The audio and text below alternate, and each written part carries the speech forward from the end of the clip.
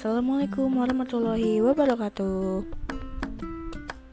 Materi yang akan kita bahas kali ini adalah mengenai kedatangan bangsa Eropa di Indonesia.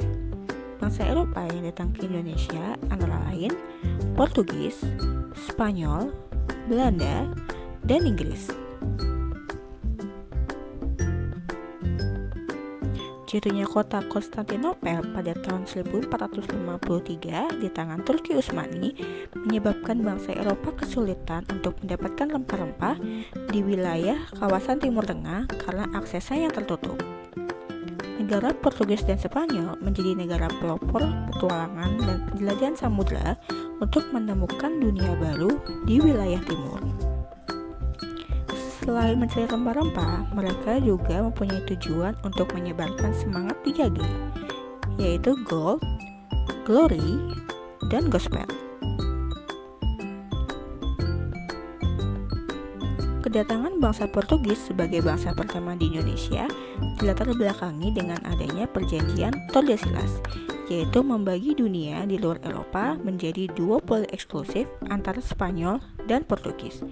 Portugis berlayar ke arah timur, sedangkan Spanyol berlayar ke arah barat. Bartolomeus Dias merupakan penjelajah pertama dari Portugis yang mencoba mencari jalan untuk menuju wilayah timur. Namun pada tahun 1488, Bartolomeus Dias dan krunya hanya bisa sampai di Tanjung Harapan, benua Afrika, dan kembali lagi ke Portugis. Pelayaran kemudian dilanjutkan oleh Vasco da Gama pada tahun 1497. Dengan mengikuti alur yang dilalui oleh Bartolomeus Dias, Vasco da Gama dan krunya berhasil tiba di Calicut, pantai barat India. Pelayaran kemudian dilanjutkan oleh Alfonso. Pada tahun 1511, Alfonso berangkat menuju Nusantara dan berhasil tiba di Malaka. Alfonso berhasil menguasai Malaka dan membuat para pedagang Islam tidak bisa lagi berdagang akibat monopoli bangsa Portugis. Negara Spanyol adalah negara Eropa yang kedua yang berhasil menuju dunia timur dan tiba di Indonesia.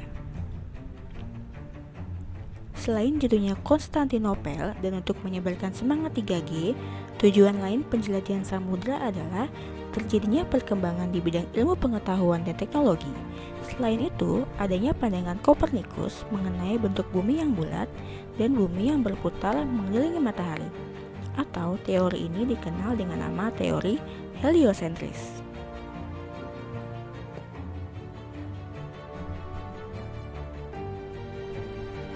Kemudian, adanya kisah perjalanan Marco Polo dalam bukunya Imago Mundi yang berisi perjalanan Marco Polo ke dunia timur.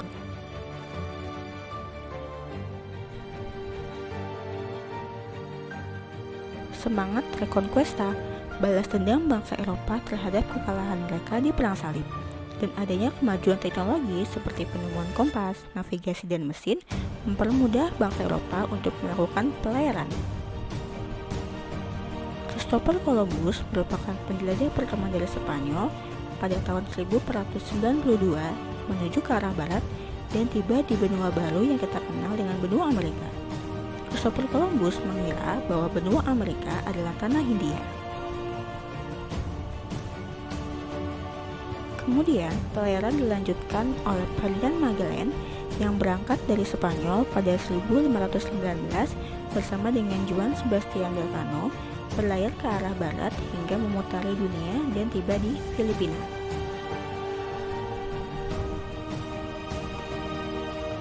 Wafatnya Ferdinand Magellan di Filipina dalam pertempuran dengan penduduk setempat membuat Sebastian Elcano beserta rombongan berlayar ke arah selatan dan menuju Maluku, Indonesia. Bertemunya Spanyol dan Portugis di wilayah Maluku membuat mereka saling menyalahkan terkait pelanggaran perjanjian Tordesillas. Maka dari itu dibuatlah perjanjian baru yang bernama Perjanjian Saragossa. Perjanjian Saragossa membagi bumi bagian timur antara Spanyol dan Portugis.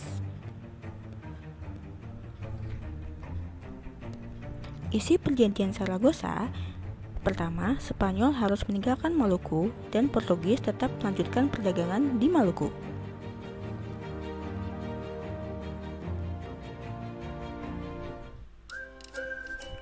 Kemudian, bangsa Eropa ketiga yang datang ke Indonesia adalah bangsa Belanda.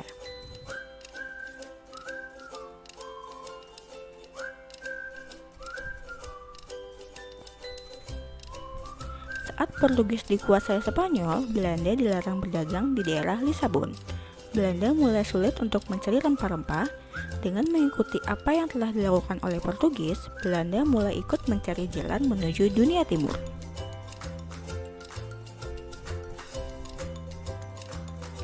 Cornelis de Houtman merupakan penjelajah dari Belanda yang memulai pada tahun 1595 mengambil jalur yang dilalui oleh Portugis dan tiba di Nusantara, tepatnya di Banten, pada tahun 1596.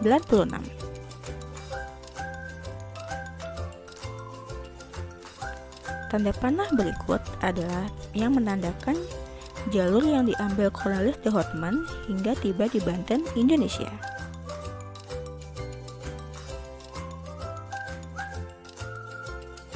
Kedatangan Cornelis de Houtman disambut baik oleh rakyat Banten. Namun, melihat letak pelabuhan yang strategis dan hasil rempah-rempah yang melimpah, membuat Cornelis de Houtman ingin memonopoli perdagangan di wilayah Banten.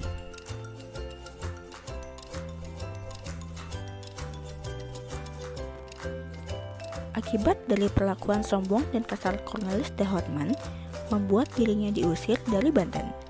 Kemudian, pelayaran kembali dilakukan oleh Jacob van Eyck pada tahun 1598 dan kembali ke wilayah Banten dengan sikap yang lebih bersahabat.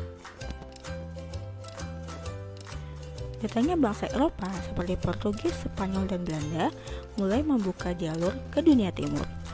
Semakin banyak kongsi dagang ke Nusantara untuk mendapatkan rempah-rempah dengan harga yang lebih murah.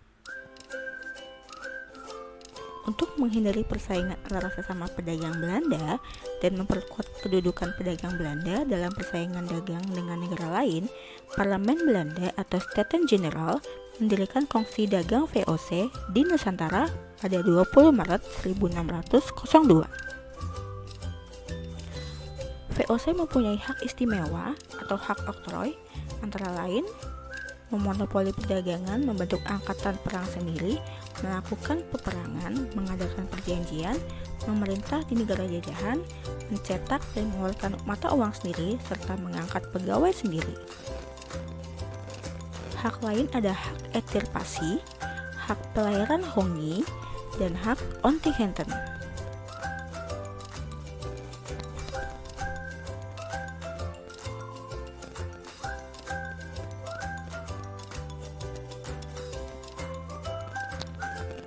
Gubernur Jenderal VOC yang pertama adalah Pieter Both.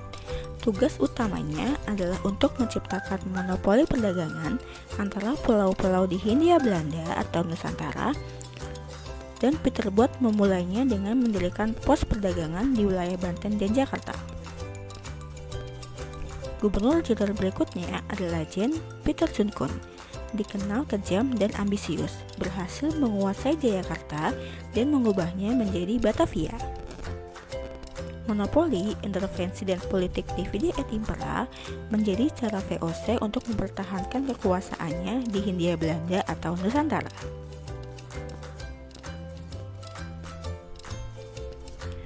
Batavia menjadi posisi strategis dengan posisinya yang terletak pada persimpangan jalur perdagangan internasional.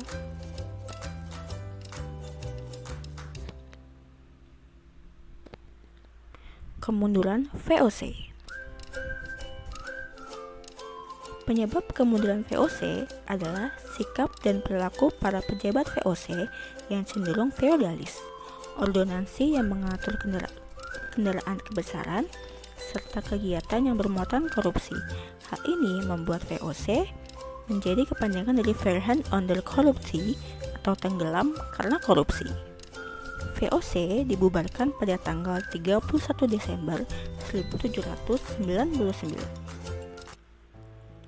Terima kasih sudah menyaksikan video pembelajaran kali ini.